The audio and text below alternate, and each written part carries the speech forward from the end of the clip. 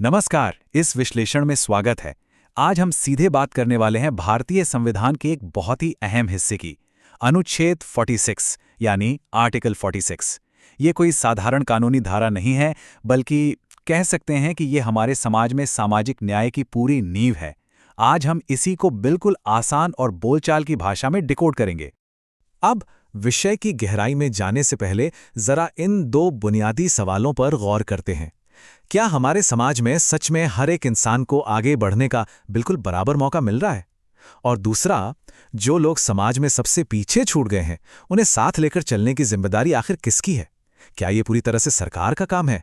अक्सर हम लोगों को लगता है कि संविधान की बातें तो बस किताबों तक ही सीमित है ना? लेकिन असल में ये सवाल हमें बताते हैं कि ये कानून हमारी और आपकी रोजमर्रा की जिंदगी से कितना गहराई से जुड़ा है। तो चलिए सबसे पहले इसके मूल कंसेप्ट को समझते हैं। आखिर ये अनुच्छेद 46 है क्या?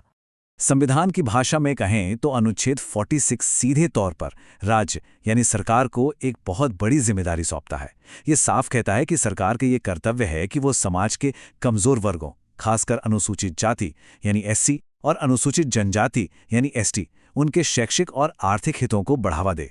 और बात सिर्फ विकास की नहीं है, बल्कि उन्हें हर तरह के सामाजिक अन्याय और शोषण से बचाना भी सरकार की ही जिम्मेदारी है। तो देखा जाए तो ये सिर्फ एक नियम भर नहीं है, बल्कि सशक्तिकरण का एक बहुत बड़ा वादा है।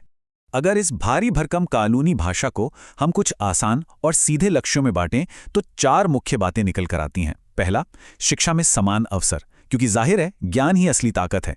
दूसरा, आर्थिक रूप से कमजोर लोगों को मजबूत बनाना ताकि वे आत्मनिर्भर हो सकें।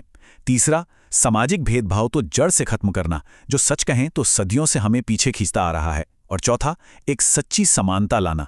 इन 4 पॉइंट्स को देखकर ही आसानी से समझ आ जाता है कि इस अनुच्छेद का विजन कितना बड़ा है। अब आते हैं इसके दूसरे अहम पहलू पर, इसके मार्गदर्शक सिद्धांत यानी राज्य के नीति निदेशक तत्व। ये समझना बहुत जरूरी है कि संविधान में इसकी जगह कहाँ है। ये नीति निर्देशक तत्वों या कहें कि डीपीएसपी का हिस्सा है। अब इसका मतलब क्या हुआ? इसका सीधा सा मतलब यह है कि कोई इसे लेकर सीधे कोर्ट में जाकर यह नहीं कह सकता कि सरकार ने इसे लागू नहीं किया तो उसे सजा दो। ये कानूनी तौर पर बाध्यकारी नहीं है। लेकिन इसका मतलब ये बिल्कुल नहीं है कि ये नियम कमजोर हैं। असल में ये किसी भी सरकार के लिए एक मॉरल कंपास या दिशा सूचक की तरह काम करते हैं। दिलचस्प बात तो यह है कि सुप्रीम कोर्ट ने भी कई ऐतिहासिक फैसलों में कमजोर वर्गों के पक्ष में नीतियां बनाने के लिए इसी अनुच्छेद 46 का ही हवाला दिया है। तो भले ही इसे सीधे तौर पर लागू न किया जा सके, पर देश की नीतियां तय करने में इसका वजन बहुत ज्यादा है। चलिए अब इस कानून के पीछे की जो दूरदृष्टि है, खासतौर पर डॉक्टर बी.आर. अंबेडकर का जो दर्शन है, उस पर एक नजर डालते हैं। किसी भी कानून को पूरी तरह से समझने के लिए उसे बनाने वालों की सोच को समझना बहुत जरूरी होता है। डॉक्टर अंबेडकर का एक बहुत ही शानदार विचार है, जब तक समाज के सबसे कमजोर वर्ग को आगे नहीं बढ़ाया जाएगा, तब तक असली समानता संभव नहीं है। ये सिर्फ एक साधारण कोट नहीं है, बल्कि पूरे सामाजिक न्याय का एकदम निचोड़ है। हम समाज के रूप में कितनी भी तरक्की कर लें, कितनी भी बड़ी इकॉनमी बन जाएं, लेकिन अगर हमारा एक भी हिस्सा पीछे छूट गया तो उस तरक्की का कोई मतलब नहीं रह जाता। यही वो सोच है जो अनुच्छेद 46 को इतना जीवंत और महत्वपूर्ण बनाती है। अब बात करते हैं इसके असर की, यानी इस विजन का असल जिंदगी में क्या प्रभाव पड़ रहा है। इतिहास और फिलॉसफी से बाहर निकलकर अगर हम आज के भारत को देखें तो कई बड़ी नीतियां सीधे तौर पर इसी अनुच्छेद का नतीजा हैं। जैसे कि आरक्षण प्रणाली, जो शिक्षा और रोजगार में प्रतिनिधित्व पक्का करने के लिए बनाई गई है।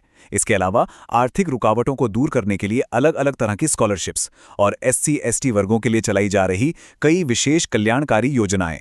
इन नीतियों पर समाज में अलग अलग राय हो सकती है, लेकिन एक निष्पक्ष नजरिए से देखें तो इन सब का जो संवैधानिक आधार है वो अनुच्छेद 46 ही है। तो इन सब बातों को अगर हम एक साथ जोड़ें तो सवाल उठता है कि ये सब इतना मायने क्यों रखता है। जवाब बहुत सीधा है, ये किसी एक वर्ग की बात नहीं है, ये पूरे समाज के ताने बाने की बात है। अनुच्छेद 46 सामाजिक न्याय को बढ़ावा देता है, जिससे समाज में जो गहरी असमानता की खाई है वो कम होती है। जब कमजोर वर्ग मजबूत होते हैं तो वे देश की प्रगति में अपना पूरा योगदान दे पाते हैं। और सबसे बड़ी बात, इससे एक ऐसा समावेशी समाज बनता है जहां सबको लगता है कि हाँ, ये देश और ये सिस्टम हमारा भी है। इस पूरी चर्चा का जो सबसे बड़ा निष्कर्ष निकलता है वो एक बहुत ही प्रभावशाली विचार में सिमटा हुआ है। एक मजबूत देश सिर्फ ऊंची इमारतों या सिर्फ हथियारों से नहीं बनता। एक राष्ट्र की असली ताकत तो इस बात से मापी जाती है कि उसने समाज की कतार में सबसे पीछे खड़े व्यक्ति को कितना मजबूत किया है। यही भारतीय संविधान का असली सपना है और यही अनुच्छेद 46 का अंतिम लक्ष्य भी है। और अब इस चर्चा को खत्म करते हुए एक बहुत ही अहम सवाल सामने आता है।